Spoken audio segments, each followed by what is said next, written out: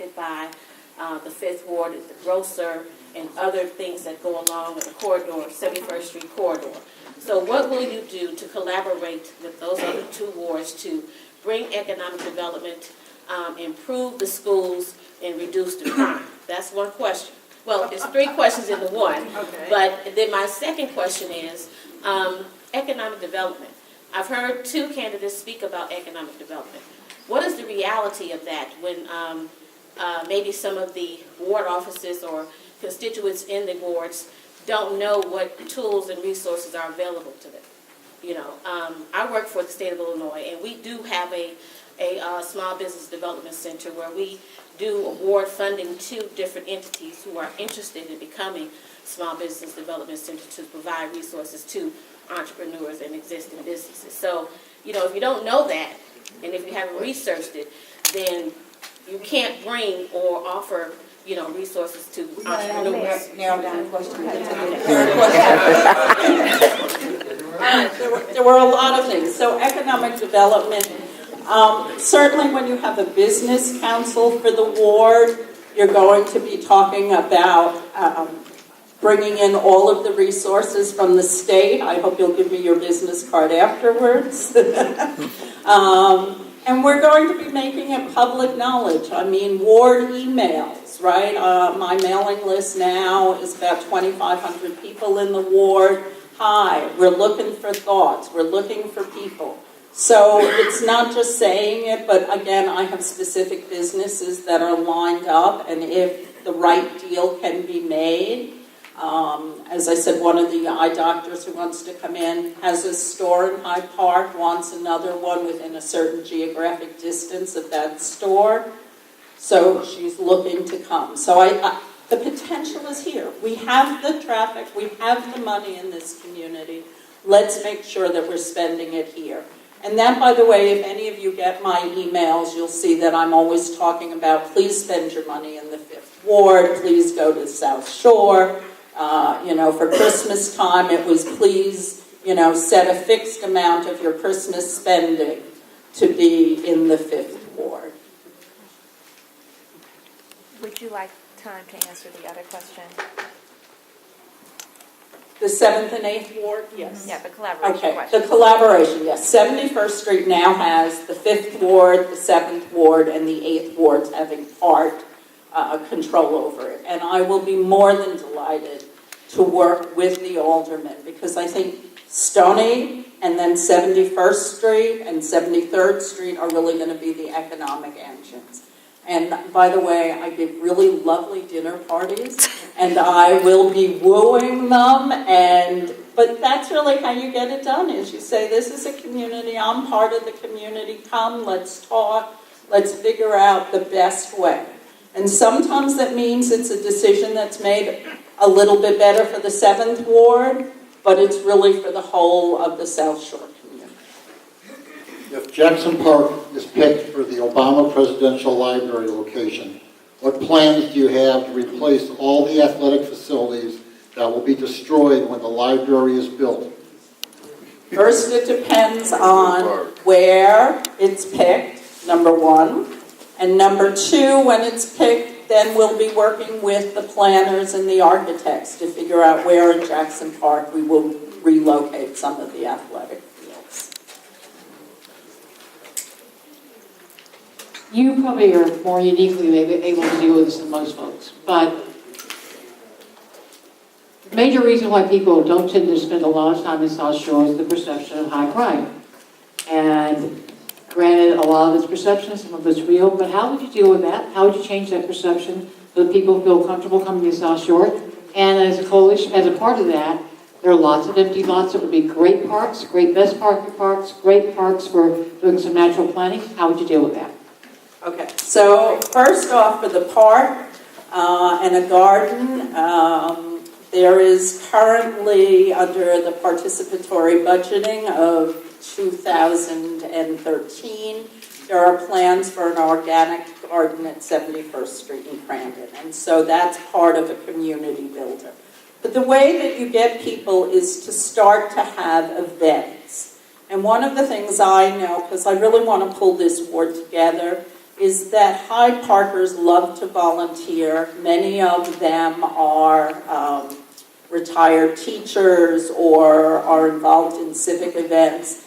And so I want to start bringing people down. I mean, this summer, actually Louise, who just asked the question, and I were involved in the Working in the School program, reading to children at the different community centers.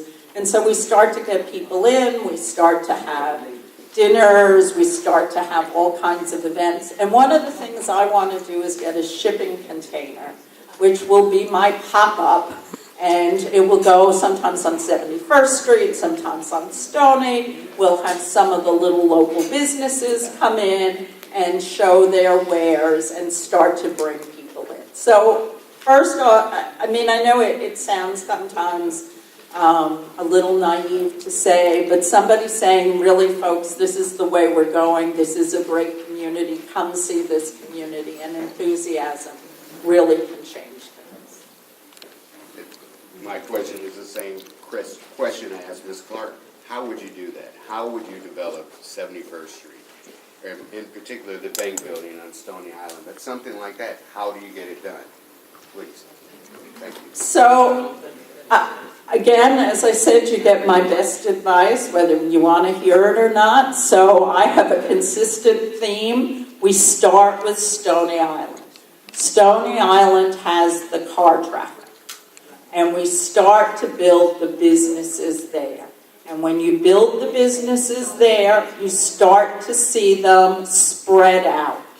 I mean, if somebody came to me, by the way, and said, I have a great idea for the 10 vacant lots on 71st Street. Actually, there's more than that. But I know what I want to do with it, and I'll put the money in it. I'd be glad to work with them. I'm not going to say, no, I can only work on Stony.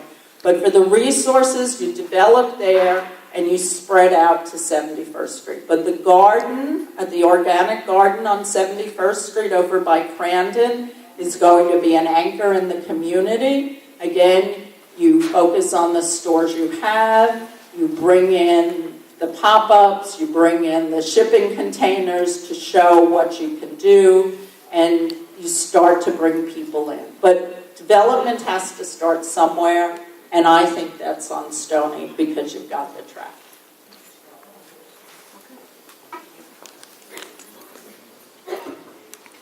Thank you for coming.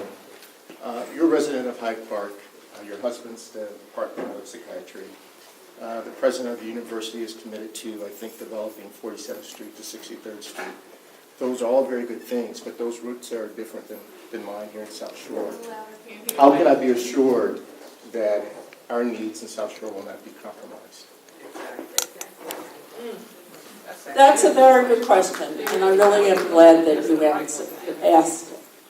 So, I'm a resident of Hyde Park. I have ties to South Shore. But more than that, I have a tie to a community that I was raised in. And I was raised in Morningside Heights, a block and a half away from 125th Street and Broadway in New York City.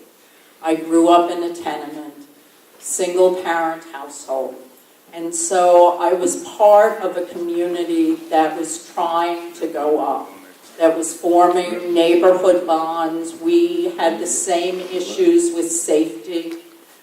We formed tenant patrols. We went out when our landlords didn't clean the building. We'd have monthly cleanups of the building. We formed a community. And so I understand, and I think in some ways I'm most at home in a community that's striving and working hard. So, yes, there are ties to the university. But those ties, there's the Chinese word that a challenge is also an opportunity. And I'm hoping that I will be getting things because I can say on a different level, come on, I need this for the ward. And I can only tell you that when one article came out kind of hinting that I might be really that I would be carrying water for the university, my husband just laughed and said, you don't carry water for me, you're going to carry it for them. And I have called them out. I mean, I publicly said I don't think the way that they went about dealing with the Obama Public Library was the right way. It should have been a negotiation with the 3rd, the 4th, the 5th, 7th, and 8th owner. Clock says timer. Hello. My question is about the vacant bank building on 71st and Jeffrey. It's been vacant now, I think, 2 or 3 years. Not heard anybody with any kind of plan what do you do for that big eyesore that sits there every day. And people just, And the other thing is, are we talking about fresh food and things? What happened to the farmer's market that used to be in the parking lot every Wednesday? That, I understand, has moved to Rainbow Beach, the farmer's market. I had nothing to do with that. I don't know why they took it there, but I guess they saw an opportunity and they brought it in. So the vacant bank building on 71st Street in Jeffrey on the northwest side is really part of the whole economic center there. You have Jeffrey Plaza, which is now under the threat of eminent domain until a grocery store comes in. But again, there really is no guarantee that once the lease is signed that eminent domain will go away. It has to be passed by the city council, and so there's a process, and if somebody has their dibs in on that land, we may not see Jeffrey Plaza just remaining in its current status with a grocery store coming in. So I can't say specifically because I think we have to look at the whole intersection of Jeffrey and 71st Street. We have to figure out what we want in Jeffrey Plaza when the grocery store comes in. Do we want it just to go back as it is? Are there other stores we want to attract? And we have to pull it together along with what happens to the parking lot on Jeffrey that belonged to the bank, the apartment building that's being renovated just south of Bryn Mawr Church. So I don't have a plan for that specific building, but we have to take a whole look at that important intersection. And not just me. I want the neighborhood, I want the community to come in and tell me what they want, what they think will fit best there, what will provide the most benefit for them. Okay. That is the last question.